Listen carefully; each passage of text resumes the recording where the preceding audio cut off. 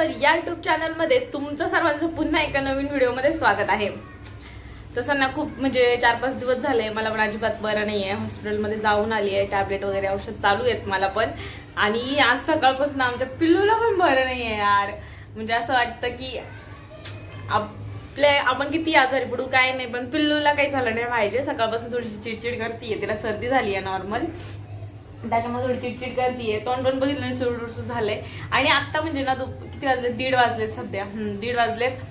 तेव्हा आता म्हणजे खाली उतरली आहे मांडीच्या, नाही तर मला अजिबात सोडत नव्हती। माझं सगळं काम पण तसंच आहे सगळ्यांना, म्हणजे हे दोघं पण झोपलेले होते, ही पण झोपलेली होती, तेव्हाच मी स्वयंपाक केला होता, यांचा टिफिन दिला आणि मी जेवण पण नाही केलं अजून, काहीच नाही। गोळ्या घ्यायच्या म्हणून आता जेवण करणार आहे। आणि नॉर्मल म्हणजे अशी तिची कुन चालूच आहे, म्हणजे चिडचिड करतेच आहे ती, आवाज असा चिडचिड झालीच आहे, शांत नाहीये की खूप छान खेळतीये, रोजच्या सारखा अजिबात नाही आज तिचं। त्याच्यामुळे थोडंसं मला पण कामाचं काही नाही, कारण काम होतच राहतं आणि काम रोजचं असतं। सध्या तिच्याकडे लक्ष देणं खूप गरजेचं आहे। ओ असंच तिला बघता बघता काम पण आवरते मी आता थोडं। हा थोडीशी खेळती आता आहे ना मला, म्हटलं काम पण आवरून। माहेराचं हे रोजचं आहे, मी कपडे धुवायला बसू, भांडे घासायला बसू, ती असंच तिथं खेळत असते माझ्या पाठीमागं। तिचे पप्पा घरी असले की मग ते तिला घेतात, पण ते नसल्यावरती असंच काम चालू असतं माझं। म्हणजे शक्यतो ती झोपलेली तोपर्यंतच माझं काम आवरतं, पण आज खूप उशीर झाला होता, मग तिला बघता बघता चाललं होतं, मग पाठीमागं पण लक्ष ठेवायला लागतं काय करतेय काय नाही, आणि असंच काम चाललं होतं माझं ना।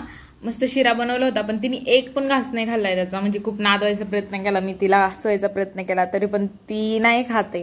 हो ना बा, ना आवडलं तुला? नाही नाही लय खायचं ट्राय करती, खायला एखादा घास, पण एक पण घास खात नाहीये ती आहे ना पिल्लूच्या तोंडाला चवच नाही वाटतं। म्हटलं देवाचं तिला करून, पण नाही खाते तिने। परत ऍपल प्युरी पण बनवली होती तिने, ती पण नाही खाल्ली। आता 1-2 दिवस असं चालणार आहे वाटतं, त्याच्यामुळे मला जाम बोर झालंय। म्हणजे मला आता असं वाटतंय की कधी घरी येते म्हणून।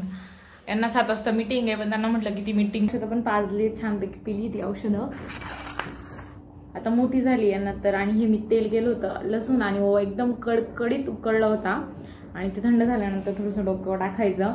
म्हणजे मला याचा रिझल्ट भेटलाय, म्हणून मला असं वाटलं की तुमच्यासोबत शेअर करावं। जर तुमच्या घरी लहान बाळ असेल किंवा तुम्हाला लहान बाळ असेल तर त्याला सर्दी जर झाली असेल ना, तर खूप छान आहे, खूप छान आहे खरंच। म्हणजे मायरा झोपलेली होती म्हणून इकडे माझा स्वयंपाक चालला होता, म्हणजे आता माझं भात शिजत आलाय तिला सगळं औषध वगैरे पाहिजेपर्यंत। आणि हे सकाळसाठी आता भिजून ठेवेल, म्हणजे सकाळी मला बनवता येईल।